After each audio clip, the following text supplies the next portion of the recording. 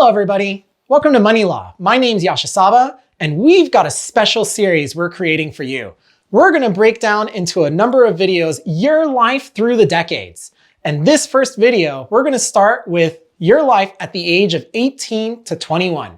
We're going to talk about in all of these videos how to stay financially secure, how you're going to become financially literate, and how to just take care of your well-being as well as the well-being of those that you love. And honestly, if you are in the realm of 18 to 21 years old, you need to watch this to know exactly what's good for you. Your parents did not teach you financial literacy.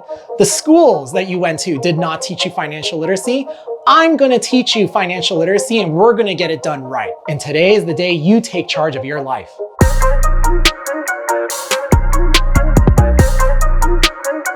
But before we continue, I've got to let you know that I am a licensed attorney only in California. Everything that we're talking about on this video is meant for educational purposes for you so that you can be empowered to learn. This is not legal advice. Reach out to your attorney wherever you are or contact me if you do want some legal advice and we can talk about that. That's not what's happening today. So where do we even begin?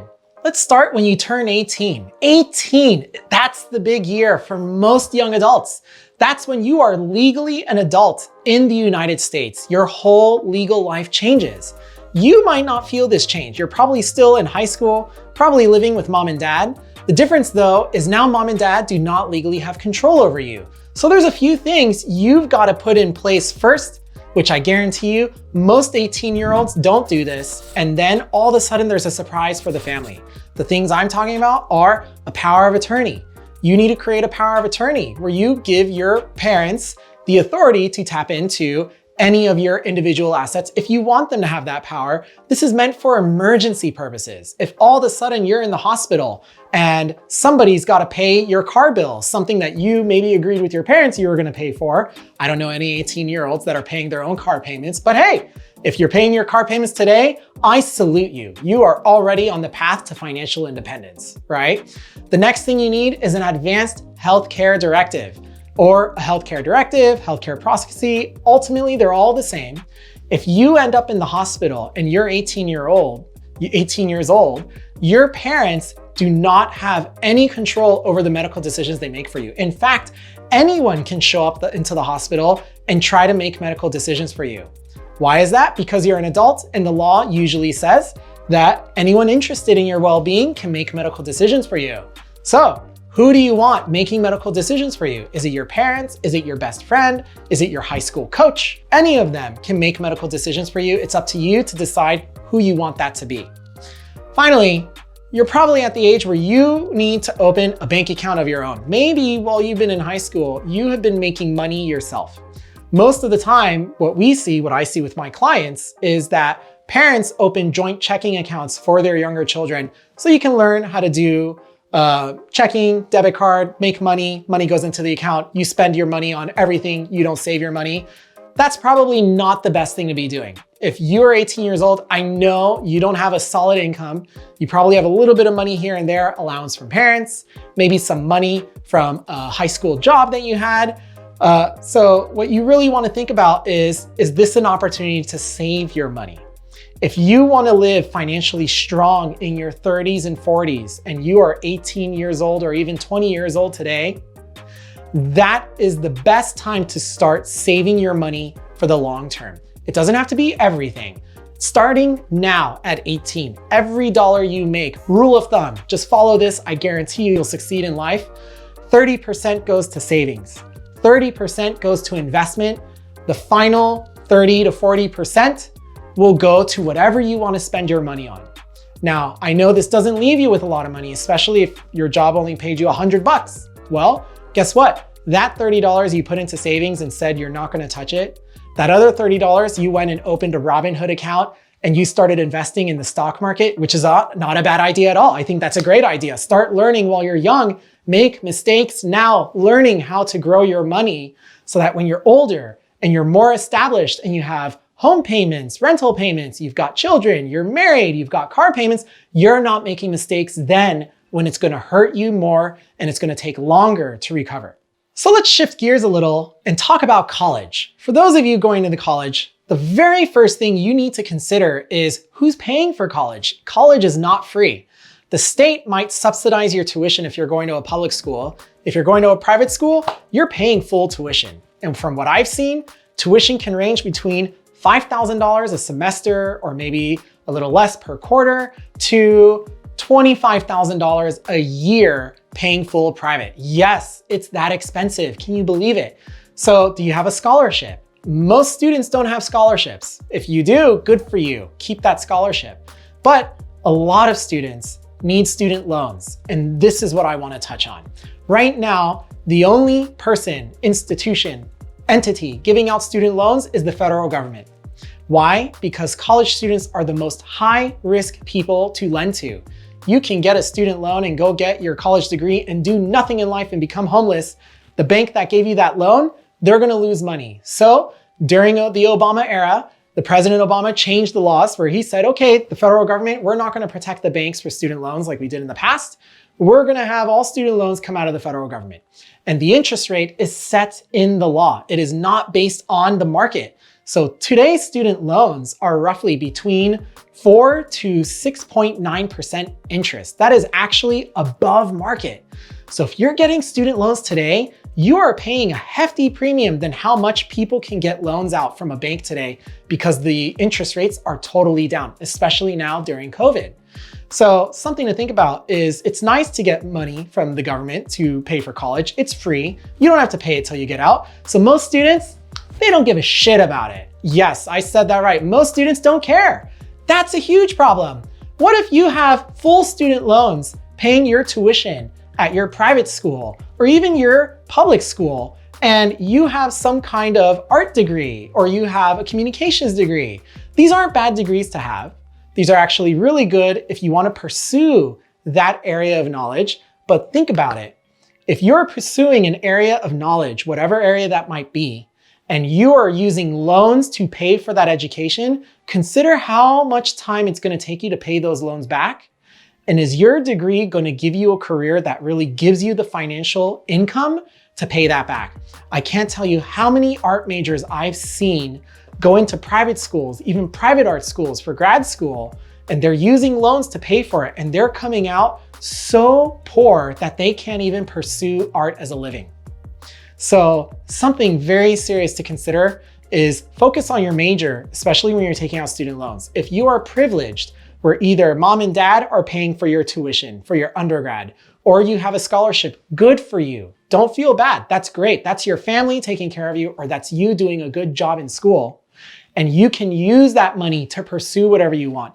But if you are everybody else that needs loans of some kind, whether half loan paid or full loans in order to just go to college, you should very much consider what your major is right now and what do you think your career path is going to be. No one will tell you this in school. Nobody will tell you whether it's a good idea or smart idea. Some parents that are financially literate that want to see their kids do better, they push really hard, go into STEM, go learn a science. I'm not telling you you have to learn a science. I'm telling you be practical. When you graduate with that degree, yeah, college was a fun experience. You're gonna have a fun time, but by the time you're in your 30s, do you wanna be able to afford a house where the costs are rising? Or do you wanna keep paying back your student loans for the rest of your life? Bum, bum, bum. So this is a perfect segue actually, because student loans is a form of debt. And one thing that is good about student loans, a lot of people are gonna hate me about this, is student loans help you build your credit. Yes, because it's probably the first piece of debt that you have, that you are actually taking on and you're paying back. So as you pay your student loans back, your credit score is gonna go up. And maybe whether you're 18, 19, 20, 21, at any point in your life, you might wanna have a credit card. Oh, beware, beware, beware if you open up a credit card, how easy it is to spend money off a credit card and go into debt when there's no money coming in. I can't tell you how many of my own clients complain about their kids spending money on their credit card, and then they come back to mom and dad saying, hey, I have a credit card bill that's in the $5,000 range, $10,000 range. And parents are like, son, daughter, how did that happen, right?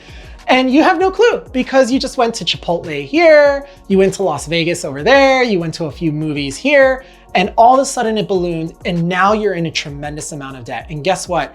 Credit card debt is the worst kind of debt to be in. I can't tell you how many people go into a spiraling downward funnel of getting into deeper debt, bankruptcy, ruining their credit score, making their life down the road hard. So this isn't a lesson on not getting a credit card. In fact, credit cards are very important to your financial well-being. I want everyone to have a credit card, but I want everyone to be wise about how you have a credit card. So rule of thumb, everything that you spend, put that on the credit card, get those points, get those Sky Miles, build your credit. Yes, as you spend more money on your credit card and you pay it back on a regular basis and never have a balance carry over, your credit limit will go up. As your credit limit goes up, it becomes easier to get a car. It becomes easier to get a house because then your credit score goes up faster. So if you want your credit score to go up really fast, you need to start by opening a credit card. Now, if you don't have a credit score, let's say you aren't paying your student loans back yet, they're not reported while you're in school to your credit report, that's fine. You can start with a simple charge card. A charge card is a card that you can get from a bank or American Express, for example, and they do not let you carry a limit. It is not a credit line. They give you credit, but you have to pay whatever you put on it at the end of the month. Otherwise, the card gets canceled and closed and your credit score goes down too, right? A charge card usually has a credit limit of up to $500. Sometimes some banks and credit card companies require that you put a deposit for that charge card. So the month that you do miss the payment, they can pull out a deposit. So you have to put $500 up front, and then they give you a credit limit of up to $500. It sounds so cheesy, tacky, annoying, but if you can't get access to credit, that is how you start. That's how the industry wants you to start to learn about using credit cards. And then from there, as your credit limit grows, then you can open up new cards. Let's go a little deeper into credit cards and let me tell you what will blow your mind. First, anyone that says carrying over a balance is good for your credit score, they're lying to you. They have no freaking clue. All right, there is an app I want you to download. It is called CreditWise. The app was bought by Capital One. You do not have to be a Capital One owner to use it. It is free. That app will give you access to your credit score on a regular basis, and it will tell you the factors that cause your credit score to go up and down and how you're doing in comparison to everybody else. It is a great tool that checks your credit score every other week for you. So you can keep that app and see how your credit score is building. You can see how your credit score is getting pinged. It's free. It's one of the best financial tools I give to young adults today. And it's not even my app, right? After that, as long as you're paying your balance at the end of every month, there is a way where you can carry over an amount of credit because your credit card charges you based on a statement. So if there's a certain date where you have money, the credit cards stop from there. All right, let's skip all of that. Let's talk about something a little deeper with credit cards. Another thing to consider when you have a credit card is when you open your first card, not that charge card that we were talking about, your first real credit card, maybe it gives you a $2,000, $5,000 credit limit. This card is gonna be so important to your life because there's one factor that affects your credit score, the amount of time that you've had a line of credit available to you.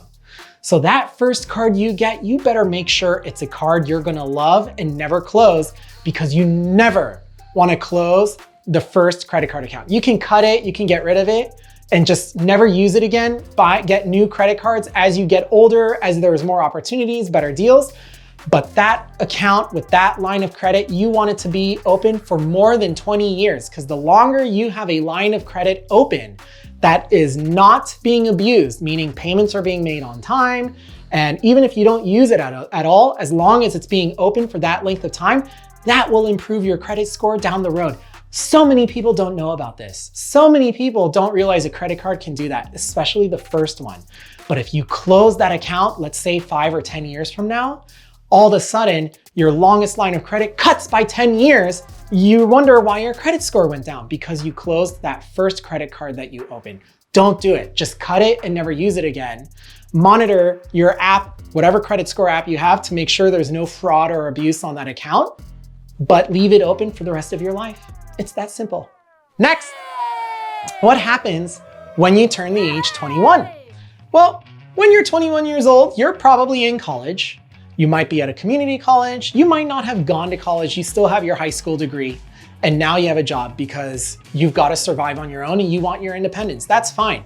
You can legally drink at this age. You're gonna do some reckless, silly things because now you are totally free to do whatever you wanna do. There's no limits, and you are totally liable for everything that you do in your life. So what does that mean for your health, wellness, and money? It means same thing I told the 18 years old. Start saving now. Now that you're 21, consider opening up a retirement account. When you are young and not making a ton of money in life because you're young or early in your career, this is the perfect time to open up a Roth IRA account. IRA stands for Individual Retirement Account. Independent Retirement Account, it doesn't matter. It's an IRA, it's a retirement account. What does that mean? Money goes into the account, you save that money until you reach the age of 70 years old, and then you can pull that money out. But because the money's going into the account, there are tax advantages. So with a Roth IRA, you are taking your money from your job or the gifts that your parents give you, you've paid your taxes on that money, and then you put them into the savings account. You can pull the money that you put into that account out at any time. Think of it as a long-term savings, but you can't pull out any of the interest or gains. So if you create a Roth IRA account with your local bank, Bank of America has Merrill Lynch, Charles Schwab, any of these institutions are totally fine.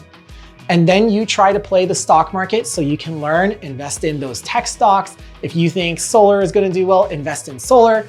If you know there's a stock that's gonna go up like this, yeah, make that money.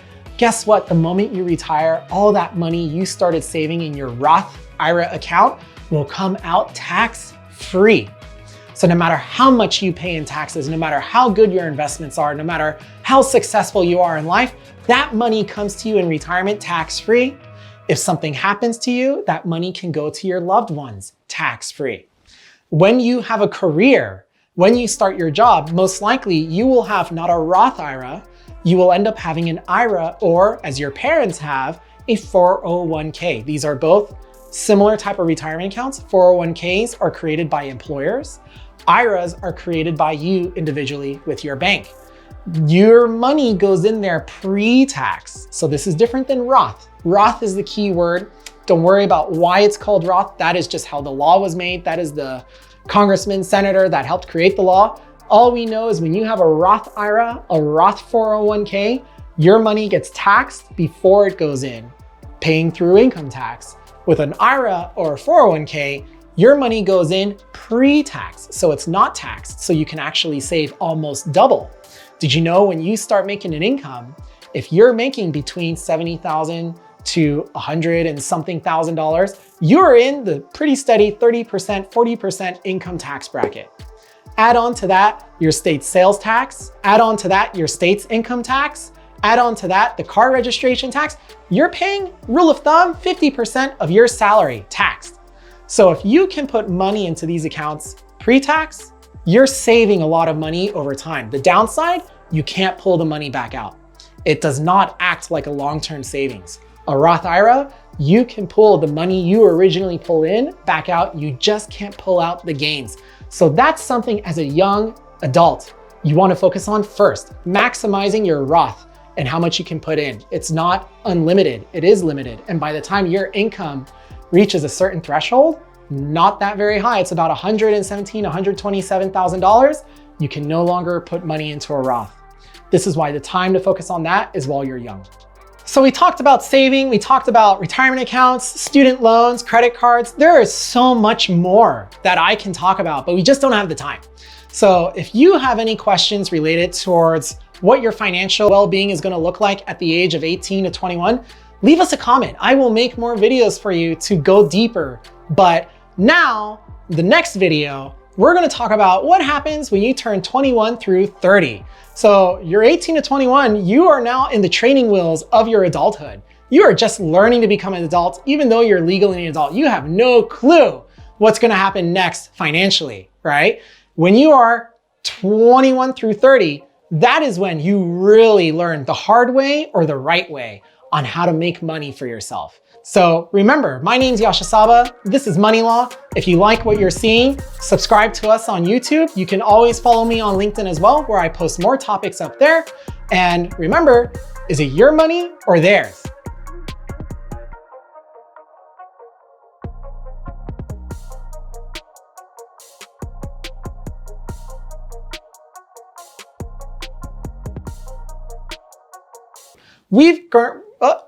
My name's Yasha Saba, and we've got a special series set up for you where we're going to create a bunch of individual videos